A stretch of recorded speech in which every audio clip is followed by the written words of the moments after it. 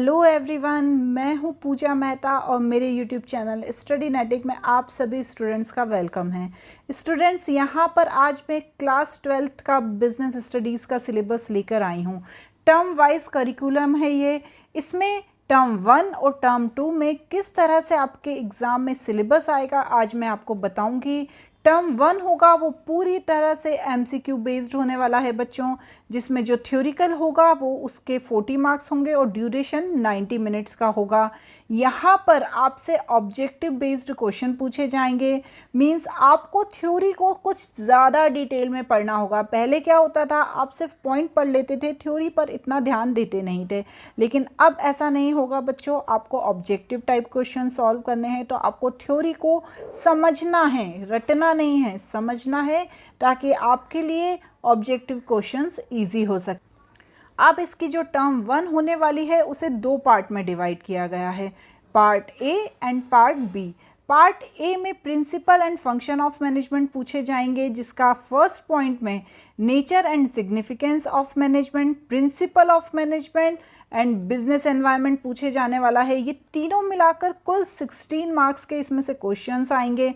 उसके बाद जो फोर्थ पॉइंट होगा वो प्लानिंग होगा एंड फिफ्थ ऑर्गेनाइजिंग होगा, जो इसमें से 14 मार्क्स के आपको क्वेश्चन आएंगे।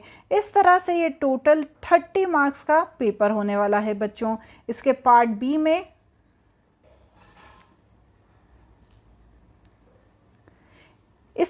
बी में मार्केटिंग मैनेजमेंट है जो 10 मार्क्स का होगा और टोटल जो होगा ये 40 मार्क्स का पेपर होने वाला है बच्चों। और लेकिन टर्म 1 में ही आपको 10 मार्क्स का प्रोजेक्ट वर्क इंक्लूड रहेगा बच्चों। अब टर्म 1 में हमने जैसा समझा कि इसके पार्ट ए में principle and functions of management आएंगे, जिसमें nature and significance of management आपको पूछा जाएगा। इसमें मैनेजमेंट के कॉन्सेप्ट, ऑब्जेक्टिव एंड इम्पॉर्टेंस पूछे जाएंगे। Management as art, science and profession पूछे जाएगा।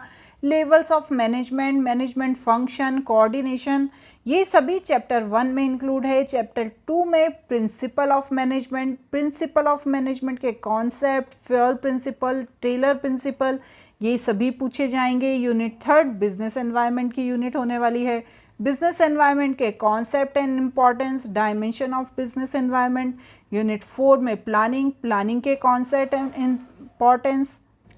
Next planning process. Unit 5 organising से रिलेटेड होने वाली है। ऑर्गेनाइजिंग के concept, organising process, structure of organisation, delegation, decentralisation, ये सभी यूनिट 5 में इंक्लूड रहेगा। अब इसका जो पार्ट बी होने वाला है वो मार्केटिंग से रिलेटेड है। मार्केटिंग के कॉन्सेप्ट, फंक्शन, ये सभी आपको पार्ट बी में पूछे जाएंगे बच्चों। Marketing mix, product, price, physical distribution, promotion, ये भी मार्केटिंग में ही इंक्लूड होते हैं बच्चों। इस तरह से टर्म 1 में आपको ये सब पूछा जाएगा। ये पूरी तरह से ऑब्जेक्टिव होगा, इसलिए इसे आपको थोड़ा सा डिटेल में पढ़ना है। डिटेल में आप अच्छे से पढ़ेंगे, समझेंगे तो आपके लिए MCQs को सॉल्व करना बहुत ईजी होगा। अब नेक्स्ट आएगा टर्म 2। टर्म 2 के अंदर सब्जेक्टिव क्वेश्चन पेपर होने वाला है। हो सकता है कि कोरोना वापस आ जाए, यदि ऐसा होता है तो MCQ बेस्ड इसे कन्वर्ट कर दिया जाएगा, लेकिन अभी इसे सब्जेक्टिव क्वेश्चन पेपर बताया गया है। इसमें थ्योरी में होगा जो 40 मार्क्स का होगा और इसका ड्यूरेशन 2 आवर का होने वाला है। इसके पार्ट ए में principle and function of management पूछे जाएंगे, जिसमें स्टाफिंग, डायरेक्टिंग, कंट्रोलिंग, पूरा ये 20 मार्क्स का होगा। पार्ट बी में financial management, financial market and customer protection पूछा जाएगा, जो 15 मार्क्स का होगा। कस्टमर प्रोटेक्शन इसमें से 5 मार्क्स का होगा। इस तरह से ये टोटल मिलाकर 40 मार्क्स का होने वाला है। और इसमें टर्म 2 में भी आपको प्रोजेक्ट वर्क दिया जाएगा बच्चों। अब principle and function of management में आपको स्टाफिंग की यूनिट होगी, जिसमें स्टाफिंग के concept, staffing process, recruitment process, selection process, training and development, इसके बारे में पढ़ाया जाएगा। जो यूनिट 7 होने वाली है उसमें डायरेक्टिंग के concept, element of directing, motivation, leadership, communication, ये सभी पढ़ाया जाएगा। कंट्रोलिंग में कंट्रोलिंग के कॉन्सेप्ट। यूनिट 9 में फाइनेंशियल मैनेजमेंट आपको पूछी जाएगी, ये पार्ट बी के अंदर ये पोर्शन होगा।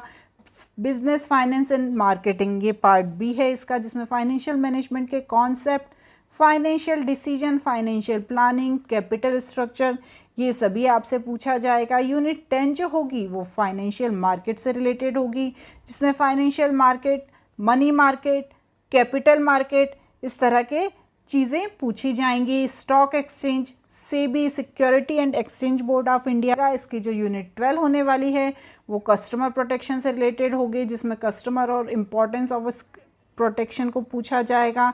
कस्टमर प्रोटेक्शन एक्ट 2019 के बारे में पढ़ाया जाने वाला है बच्चों, एंड कंज्यूमर अवेयरनेस के बारे में भी आपको बताया जाएगा। इस तरह आपको पूरा सिलेबस एक बार में नहीं पढ़ना है, आधा सिलेबस पढ़ के पहले टर्म 1 की एग्ज़ाम देनी है, फिर आधा सिलेबस पढ़ के टर्म 2 की एग्ज़ाम देनी है।